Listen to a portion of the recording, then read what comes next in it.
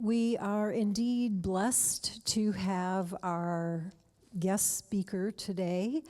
Michael Murdad comes to us from a Unity pulpit in Sedona, where he's been for 5 years. However, he's been very busy in the world of spirituality for over 30 years. He is a world-renowned spiritual teacher and healer, the author of 8 books, including the best-selling You're Not Going Crazy, You're Just Waking Up, Creating Fulfilling Relationships, and Healing the Heart and Soul. He has transformed the lives of thousands of clients and facilitated thousands of classes, lectures, and workshops throughout the world on mastery, spirituality, relationships, and healing, and has been referred to as a teacher's teacher and a healer's healers. Clearly, he is well qualified to speak to us today about the theme of spiritual living. Would you please join me in welcoming Michael Murdad?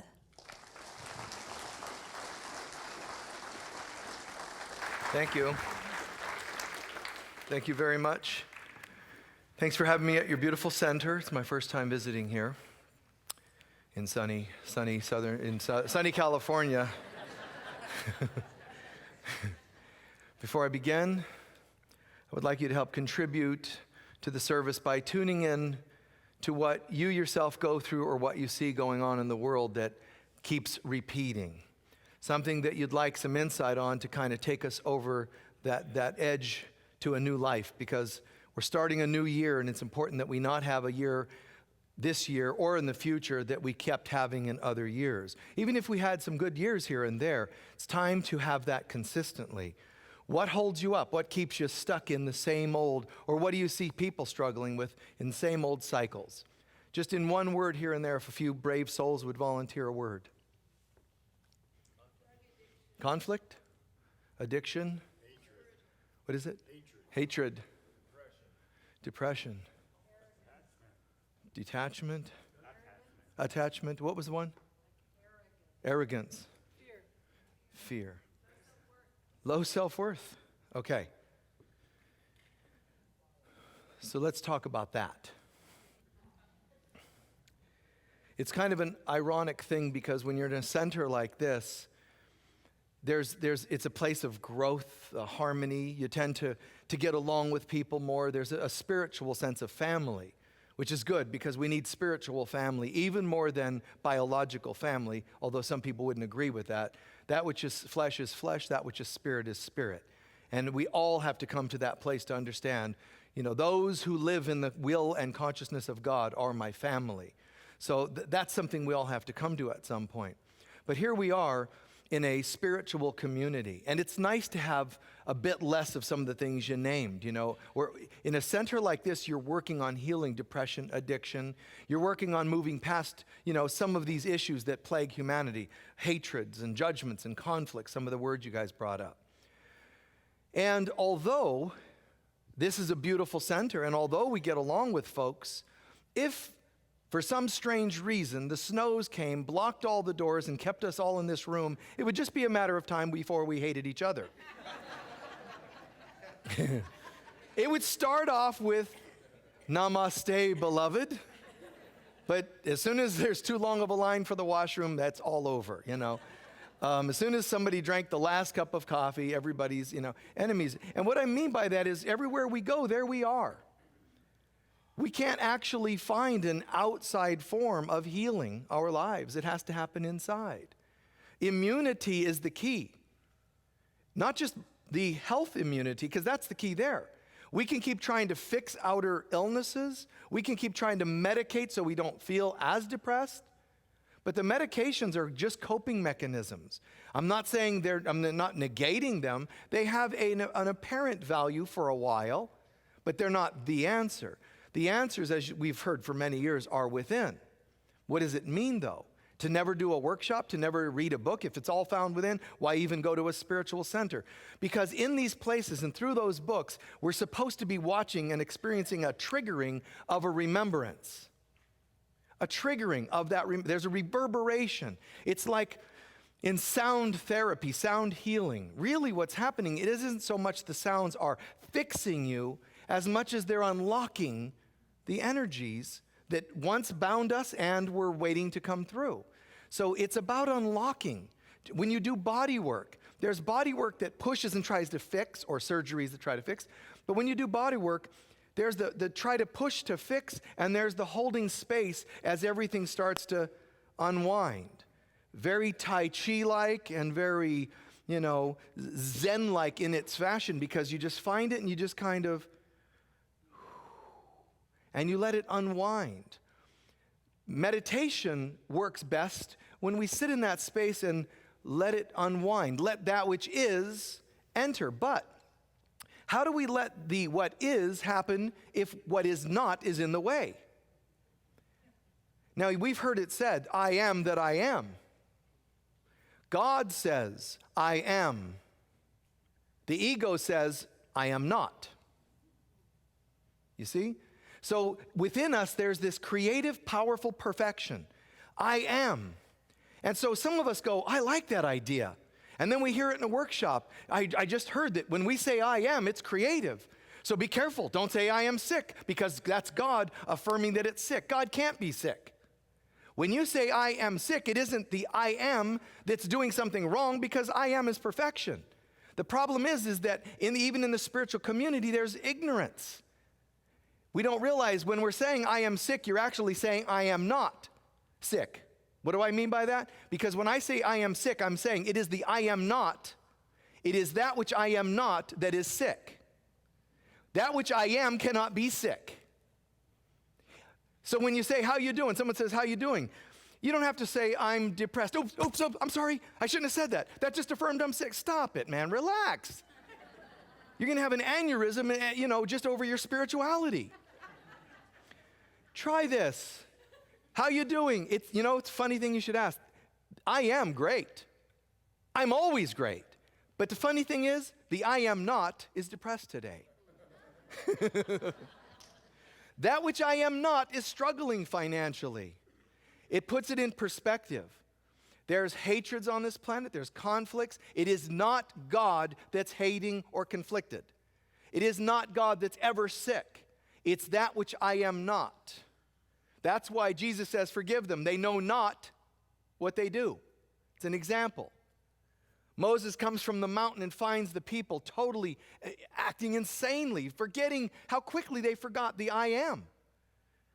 It's frustrating to deal with people on this planet, because the planet is filled with people who are not being who they really are. They're being that which they are not. Now, if this is even remotely making sense, try to take it to another level and realize when someone's acting kind of rude and jerk-like, remember, it's that which they are not that's doing that. Our job is actually to try to see beyond that which they are not to that which they are. That's what it means in part, this concept we've heard of, the Immaculate Conception. Now, it doesn't matter if it did or didn't happen historically 2,000 years ago. What actually matters is, are you able to pull it off today?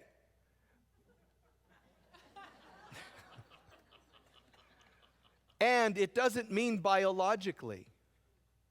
What it means is, the children of God have forgotten who they are.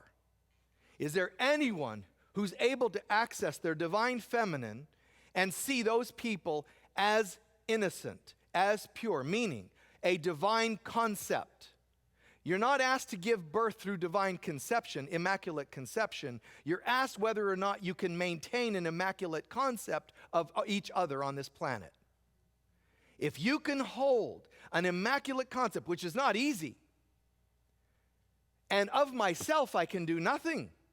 It's only the divine woman in us, males and females, the divine feminine in us that's capable of doing it. Okay, so hold on, let me see. If I grow my hair long, now I'm in the divine feminine, right? No, that's not what'll determine it. It's actually humility. When you say, God, you start your day and you go, look at the way these people are acting. Oh, it's raining and people are stuck and people are sick and people are this and people. That's the I am not ego within us that's creating stuff to distract us and make us tempted to believe in that which is not. In heaven, there's no such thing. Sickness, death, flooding, war. Well, then what happened? In one reality experience, there's heaven, which there's none of this conflict. Well, then where are we? Especially if we're told we're one with God. Well, in God, there's none of this stuff going on, and yet I'm supposedly one with God. So then how could this stuff be happening? Sickness, conflict, and so on. Something's wrong, and all it is the mind. We're all in a trance, believing in that which the ego wants us to see outside of ourselves. Hey, how you doing today? Actually, I'm doing really well. I'm starting off the day, look at me, I'm in bed, and I'm just, everything's at peace, I am one with the universe, everything's peachy, peachy, peachy, boom, peachy. You get up and you're like, wow, and as soon as you look in the mirror, it's like, oh my God, what happened? That wrinkle wasn't there yesterday, that gray hair wasn't there yesterday. And so look how quickly the ego can take us from looking within. Go to God, look within, and find that divine to connect with, versus the ego's look without. Look outside. Look within, look without. When you look within, you look with your divine eye, and you can only see holiness. At first, what you see, as is written in the lost book of the Gospel of Thomas, at first when you look within, you will find yourself disturbed. It's kind of amazing. Like instead of, when you look within, you're going to see butterflies and rainbows, and you'll hear angels singing. And instead, this gospel, lost books of the Bible, not included in the Bible, this gospel tells you, hey, listen, by the way, when you look within, you're going to find yourself quite disturbed. It's like, wow, you must have missed some motivational seminar somewhere, Thomas. You know, like, geez, give me a break. Say something nice. He's saying when you look within, you'll find yourself disturbed, because the first things you're going to see are all the forms of causations of your ego, your addictions. That's why the 12-step groups are what they are. They're spiritual practices. They're not actually addiction practices. They're spiritual practices. How do I know that? Because they include God, first of all. I've seen and heard people doing practices, meditations, spiritual, music, toning seminars, crystal bowl, all of it's fantastic.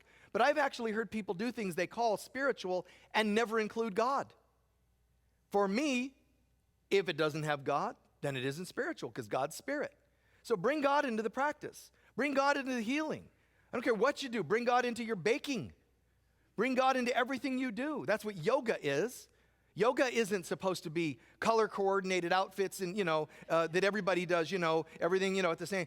Yoga means to yoke yourself to God, and it means to do it in all things that you do. So if you go and do yoga, but you do not walk into the studio with God, and you do not leave with God, then it's not yoga. If you meditate and all you do is visualize finding a treasure box on the side of a river, that you open it and wealth, wealth, wealth, wealth. And the person says, now fill your pockets with all the gold you found in the treasure chest. It's not meditation. If it doesn't have God, it isn't meditation. It's medication. It's just another relaxation exercise, which, by the way, is wonderful. Just don't call it meditation. God has to be included in that which we do, or it's not real, because God is real. That's why there's a group of people that were called the Israelites, because it means is real light. Their focus is to be on God. God is, there's but one God. The one God concept meant there's only one God, and we're focused on being the presence of that God and honoring the presence of that God. So we are people of is real light, awakening, knowing the light. And human beings have gone into a state of amnesia, and they live in a trance that meditation and the crystal bowls and the toning and counseling and 12 steps, all of these are means to break the trance. So in a 12-step group, it includes God, but it also includes the inner work. Because they're saying in a 12-step group, you don't just talk the God stuff. What are you about, and what made you the way you are? What made you drink or smoke or whatever you do? What made you the way you are? Are you courageous enough to look at yourself? Don't just chant and think you're holy. You have to remove that which is unholy so that there's room, just like in a garden. Get the rocks and roots and weeds out so your garden's healthier. It's the same thing spiritually. So the 12-step group is trying to explain, don't just talk the God stuff. Don't just polish the outside of a tomb and think there's holiness inside. You can't just take a plant, stick it on concrete, and put some dirt around it and say, there, now I have a garden. It's on concrete. It's not going to take root. You got to break up the stuff that's in the way. So, believe it or not, if you could summarize the 12-step program, Buddhism, A Course in Miracles, and nearly any other real good, true study, they all narrow down to 3 things. 1, deepen your connection to God. 2, take that connection deeper into yourself so that you're a changed person. 3, take that change to others. Right? That's what it's all about. So whatever you study, whatever you preach, teach, listen to, read, if it's decent stuff, it's going to have 1 or more of those. If it's a complete package, it should have all 3. Now, it might be that you go and study one thing to get step 1, another thing to get step 3, another thing to get step 2. That's still fine. But recognize the truth is the completion is having all 3. You're not practicing a complete spiritual program without 1, deepening the connection to God. 2, that should have an effect, a lasting, visceral effect. Some of us go meditate, meditate, meditate. As soon as we step out of meditation, we're back to being jerks again. You're supposed to be different after the meditation. Something should stick. So we go into that and we're like, wow, I feel different. Even when I'm communing with God, I'm able to say, here I am. Shine the light on all of my stuff, and I'm willing to look at it. Then we step into that second relationship with ourselves, and we see the light shining even into the creepy areas of our life. Leave no stone unturned. Now, once I've changed enough, I should be able to walk out into the world and say hi there and be different. How do I bring the change to others? I don't preach it. I don't shame others, because that's fundamental religion again. Be the change you'd like to see in the world. It's tempting to see conflict. You know, we do the Om Mani Padme Hum, and we step out and somebody kicks us in the leg, and wow. You know, we don't usually say Om when somebody kicks us in the leg. But it's the idea. You know, Gandhi was shot by an individual who's in darkness, not knowing who they are, trying to snuff out the light of Gandhi, who is in a state of awakening, I am, and the I am not, which is the ego, comes in and kills him. But even Gandhi, as he's shot falling to the ground, is repeating, you know, Shanti, Shanti. He's affirming peace to the person that kills him. Robert Kennedy was shot, and his last words were, is everyone else all right? That's what you're supposed to be like. I don't care whether you vote for the guy or not. I'm saying that behavior is great. That's what we should be looking for. How to be different, how to show people, even when you're afraid, you don't really need to believe that this other stuff has power over you. We have the stuff in life that many of you shared, those key words here and there. These things are not happening to defeat us. They're happening to reflect to us the areas we have not healed yet. So don't like it, that's not going to help you. Shy away from it, it's not going to help you. Shelter away, hide, it's not going to help. Deny that it's there, not going to help. Even just kind of oming it away isn't going to work as much as us seeing our part in creating such things, releasing our part, which the Hawaiians call ho'oponopono. I see my part, I release my part, and I affirm the presence of God. Despite the way things look, I affirm the presence of God. That's how to immaculately conceive something. Despite the way things look. I get that. I see that the newspapers say. I see that studies say.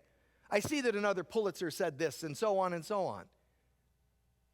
But that's only what the eyes are telling us. That's why the mystics and teachers of old and current have said, be careful to not let your 5 senses tell you. Your senses are lying to you because they're controlled by the ego. As soon as you try to find peace and you open your eyes, the ego's going to go, look over there. Signs of separation everywhere. We go into meditation again. Oneness. Oneness. Oh my God, I feel bliss. I call in oneness. Even as I stand here and do that, I close my eyes and I call in the sense of oneness. I feel and see this aura building brighter and brighter around me. And there's this feeling of love that starts to happen, even as I stood and did that for just seconds. Oneness.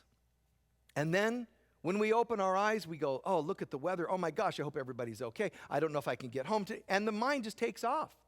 The monkey mind. Everybody's got such an extreme case of spiritual ADHD. It's incredible. Just relax. Who of you, by worrying, has ever added a single day to your life? How can worrying ever do anything for you? And I've been teaching and working at this for lifetimes, and if in this lifetime for many years. And I teach relatively the same. I've never really taken a big detour and said, you know, I used to teach that. Well, that's all wrong. Now this is correct. I've always understood, and I'm grateful that that's always come to me, the importance of putting God first in all things, connecting with God, and letting it change me as a person. Instead, what some people do is they say they connect with God, then they preach to others. A lot of them are authors. They shouldn't call themselves teachers because they're not. They're authors. They want to get in a little bit of God idea and then get out and sell a little bit of God idea, and that's an author. That's different. That never felt congruent for me. I've always thought, you know, I want to be this. If I don't experience it in me, I don't feel at all righteous about talking about it. It doesn't make any sense. When I was a kid, I studied martial arts, and I moved up the ranks, you know, and all that. And by the time I got to the highest rank that you supposedly you would achieve, I told them no to the certificate. They were like, what do you mean? Once I reached that level, I said no, because I will not be practicing this. Therefore, it would be hypocritical for me to take and claim that title. What do you mean you're not going to practice it? I was done. I could tell that I was done. So it feels foolish for me to say I'm a such and such if in fact I'm not practicing it. And I'm not saying I was bad for I'm not practicing it. I'm saying I was just no longer interested in that. So I have to feel a congruence. There has to be something that feels aligned for me to want to do something. So in our lives, we think we're struggling with conflict and war and disease. These are reflections of our misalignments. And we all have to get back to a place of alignment. So we think we have, challenges, you know, life's tests is what they are. Those challenges are coming from us, not God. There's no God of Olympus up there saying, I'll move the chess pieces around. Oh, look, everyone up in heaven here. Look, someone that looks happy. I know just what they need. Challenge. That's not what happens. Their life looks good. I don't think they should be that happy. Do you? That's not what happens. That's the misinterpretations of mythological God concepts. There is this being or consciousness, and that consciousness is actually only love. It's not love and hate, love and fear. It's just love. Love, peace, joy, and abundance. It's incapable of being anything else. And someone says, you know, oh no, God has to be the duality of love and hate. That's how disturbed human minds are. Duality exists on this plane, not in heaven. The reason you have two eyes is because you believe in duality. There is one eye that needs to be awakened and opened, and then it will see the spiritual truths. But when it looks within. It can still perceive seemingly outside, but it looks within. So the spiritual eye never says, that person's pretty, that person's prosperous, and I'm not. The spiritual eye sees us as one.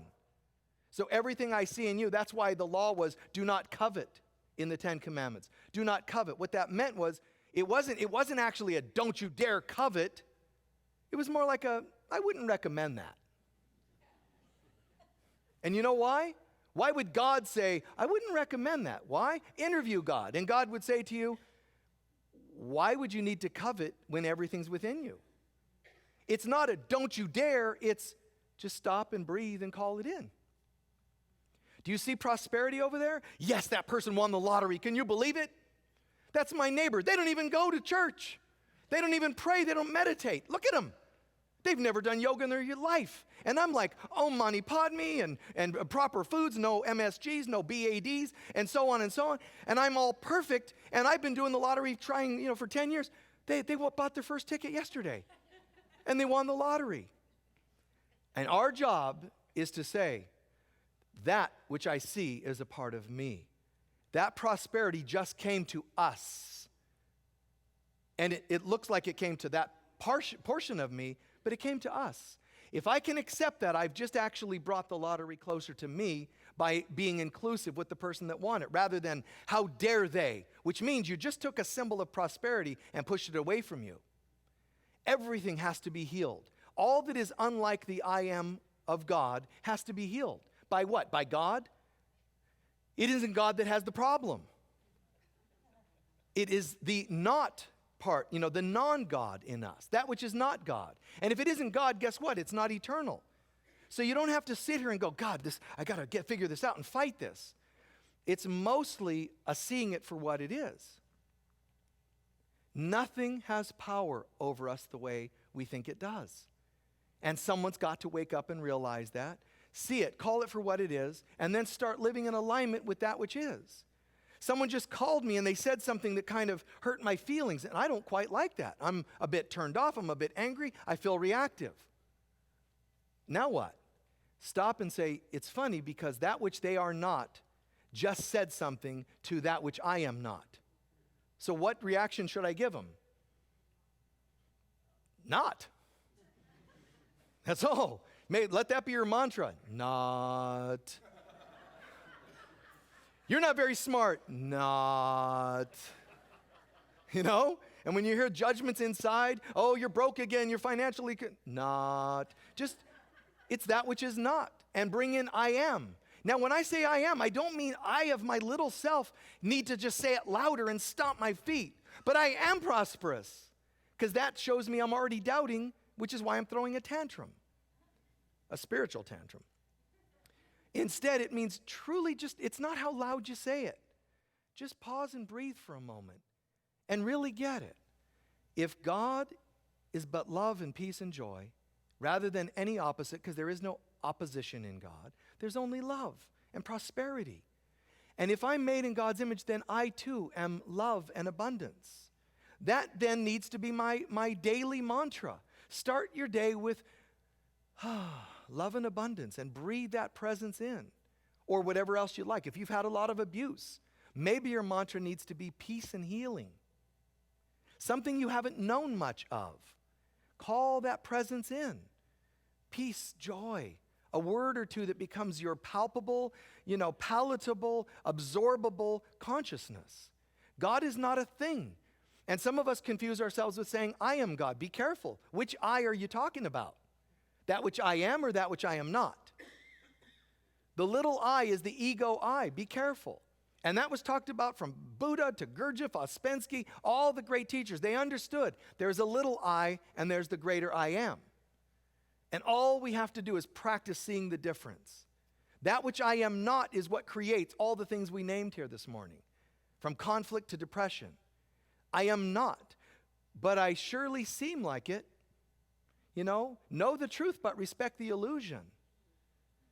My iron's low, but that's impossible because I'm a spiritual divine. You know what? You're still sitting here, aren't you? So take some iron. Just relax. Take some, relax. Don't get into the conflict of it. That which I am is at peace, and it's including at peace with the truth. I know who I am, and I know I'm healthy and wealthy and peaceful, but for today, I haven't remembered that, have I? How do I know? Because my checkbook looks low and this and that and the other. What we do as humans is we buy completely one story or the other. And because we don't totally believe in the I am, we keep buying the other. But you got to believe one or the other. Even unconsciously, you're buying into it. They understand now that the human brain works as follows. Bless you. They understand the human brain works as follows. That when positives come into our brain, a positive experience occurs in our lives, and then the brain has to review it. The brain's kind of seeing it, experiencing it. Positives are experienced like like Teflon. So positive experiences enter the brain and slip right out and are forgotten. Where negative experiences are treated like Velcro and they stick. Well, that's totally unfair. But you know why? Because the ego hijacked our brain and rewired it so that negatives, which reinforce the ego's presence, stick, and positives are like Teflon and slip through. The ego self does not want us to have a chance. But the ego is something that's not even real. It's the I am not. So even if we get into the complexities of how the ego has destroyed our lives, even that thing is not real. And the ego itself will start to fade away for lack of work. We don't have to fight it or kill it. We retire the ego when we say, I hear you. You ever see the movie Beautiful Mind? And they say, do you still see the beings? Do you still hear the voices? Because he's schizophrenic. Everybody's schizophrenic, incidentally. Yeah, life on earth is a psychotic experience. Let's just be clear about that. So there's nobody that's the one look, that guy's schizophrenic. That person's depressed. Everybody's schizophrenic. You know how I know that? Because we all believe we're something that we're not. Unless you completely know you're nothing and you're a divine being, then you're schizophrenic. Some people are just diagnosed. That's all. And everybody's a little depressed. That's why we sleep every night, to rest from having a day of unholiness. When we're really in holiness, man, we're alive. We're not constantly fighting nature. We're in the Tao. We're in the Zen consciousness. We're totally aligned with who we really are. So at the end of the day, life's battles are created by us. They're our own conflicts, and we're trying to resist that which is God.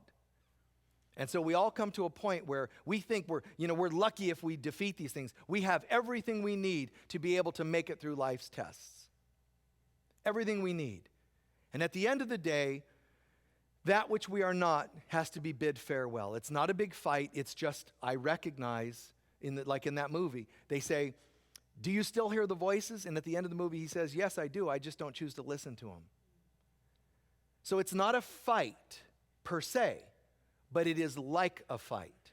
But it's not a fight where you're up against an adversary that actually even has a remote possibility of winning. It just feels that way. So as I'm coming to a close, in the Bhagavad Gita, Krishna describes some of this, but I'm just simplifying the story. He basically is telling someone, it's time to fight a battle. And Krishna explains, wherever you are, whether you're in a divorce settlement, whether you're conflicted because should you go into the church today, whatever your description of a battle is, because there's some flooding today, should I drive, should I not? How to raise your kids, how to deal with anything is like a battle, Krishna is saying. And his advice, being an awakened being, is as follows. When you struggle with these things, you get ready and he says, you get on the chariot. The chariot had 4 horses representing the 4 lower chakras, your lower self. And you become the charioteer, which is the upper chakras. Let the divine decide where we're going. Let the divine determine what you're going to do today. Do you turn and run from life's battles? Go ahead, because they'll be there tomorrow. You can't run from yourself, and it's only myself that co-creates my experiences. So we get prepped for battle. We ride into battle. Then he says to the sidekick, one thing I should tell you is riding into life's battles, it's not about victory. Well, then what's the point? He says, have you been as much of God's presence as possible in the battle you were just in? And you can be military battle. And don't think that a person can't be in a military skirmish or fight and be centered in holiness, because you can. It's your job to find holiness even in the most hellacious places. People can hold the light of God anywhere, but they just often don't choose it. You can be a soldier and be holy as much as a monk. You can be holy anywhere. But Krishna is asking you, so you go through divorce. I'm sorry, I understand that. Did you do your best to be in holiness while you went through it? And that's the key. Holding the presence, as I said, connect with God, let it change you in some way, and then take that spirituality, that new energy to the world. And some of us are going to be doing it in operating rooms. That doesn't look very holy. Some of us even in, jobs at a mortuary. That doesn't sound very happy. Couldn't I do something else that's more happy? Bring happiness to the place you are. And once you do that and accomplish that, I'm not saying you have to stay there forever. I'm not saying that you should say, I'm in the middle of a divorce, but I guess I'm supposed to be saying positives about my partner, so we'll stay married. God has no choice for you as to whether you should stay married or not, only that you stay holy. So when you get a divorce, it should be, I definitely know that I've done what I could, and it'll be easier for me to continue to affirm light in this person from over here. That's all. Just like if you were out in the parking lot with me right now, and I'm telling you all this, preaching all this God and the presence of God, and one of you walks up to me and says, Michael, can I ask you one more question? Sure. And then you ask and I answer. That's easy. And then another one pulls up, can I ask you a question? But this person accidentally parks their car on my foot. I'm not going to be as, oh, yes, by all means, peace and Om and Shanti. And no, I'd say get off my foot first, because that's the stuff of life. Sometimes you have to split up. Sometimes you've got to say no, and those are healthy boundaries, to be able to get back to that place of speaking more clearly. But don't think it's because of them. It's also, I didn't know how to be able to continue coming from that place of light while still in this conflict. Don't keep assuming and blaming others. Just own, I didn't know how to do that this time. I keep bettering myself through each conflict. So closing, as I said, life's battles are not battles that we're supposed to affirm that we're going to win. It's, did you win by gaining? At the end of every one of life's tests, we're supposed to be different. We're supposed to be higher in consciousness. If you succeeded with that, you're a victor. You're good. It doesn't matter what the outside looked like, you're good. And sometimes those battles are so intense, they all add up at once. Whether you call it a Saturn return or whether you call it the dark night of the soul. When life's stuff accumulates enough, and I'll talk about some other things in the next service if you want to stay and join us. But in the dark night of the soul, that's when the soul is going through a purging process of all the areas of your life. When your health, your finances, relations, lots of things start getting strained or drained, and they break down, and we think, God, how is this happening? That only happens when you're in the dark night of the soul. It's the worst time of human life, but it's the best time spiritually. Because there's nothing on earth that can do more for you spiritually in such a compact period of time than going through the dark night of the soul. Am I affirming that it's a wonderful place to be? No, it hurts. But you're told to do the following. When I walk through the valley of the shadow of death or the dark night of the soul, I will fear no evil because God is right here with me as me. That's what that means. The dark night of the soul is said to be a time when you're not dying, but you wish you were dead. That's how horrible that time can be. And our job is to say, I will not believe that this has power over me. Despite the way it looks, I accept. I know the truth, but I accept the illusion. The illusion is, I pull over when you see the lights of a cop behind you. You don't say, well, I'm sorry, officer, it's an illusion. And they have to force you off the road. Just accept. You see the lights, you pull over. You have a headache, take an aspirin. It's okay to do the things of this world. But as we more and more accept the truth of who we are, we find that the human things start to fall away and we don't need them as much. Again, we'll talk about this later if you'd like to join us in the next service. Please take a few centering breaths.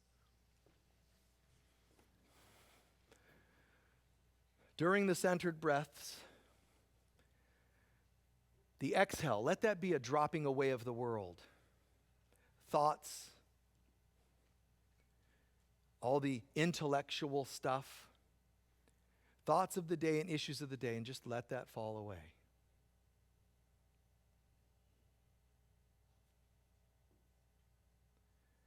Good. Let it all fall away.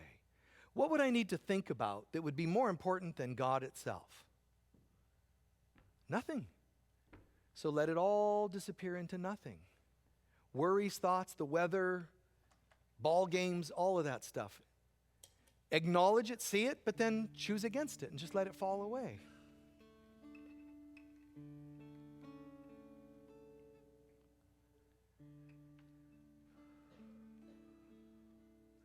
How nice to let that which I am not to fall away into the nothing, to the nothingness. That's all it is. Seems to be, but it's nothing. That which seems to be.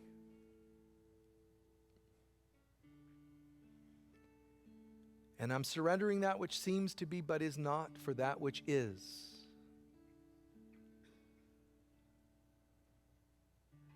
I am and remain as God created me, perfect and whole. This is not a wishing. This is not a hoping. This is affirming the truth. I am. Just as your practitioners are trained to hold this space, the truth of who we are. God, how amazing when we center in the truth of who we are. Love and peace and joy and abundance.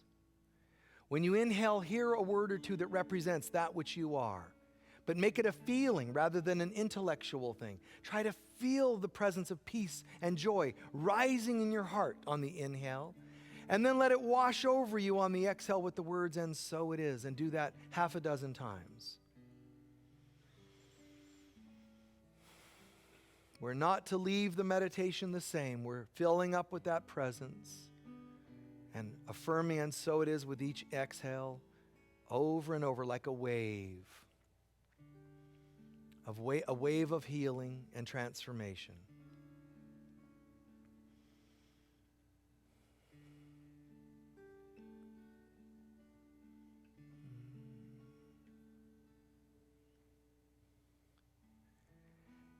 And whatever you've just called in, peace, joy, let's close by imagining this for loved ones and for people that we've struggled with alike. Peace to you all. Shanti, peace. Peace. I'm not pretending you didn't push my buttons. I'm not pretending I didn't like what you said or did. I'm just saying that if you truly knew who you were, you wouldn't be able to have done such things. So I'm affirming in you there is this light that is God, and I release you to find that light. If you were hopeless and we're one, then I too would be hopeless.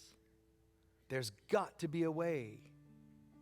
And I affirm, brother, sister, that you, like I, are made in the image of God. And I release us to both know that and live it.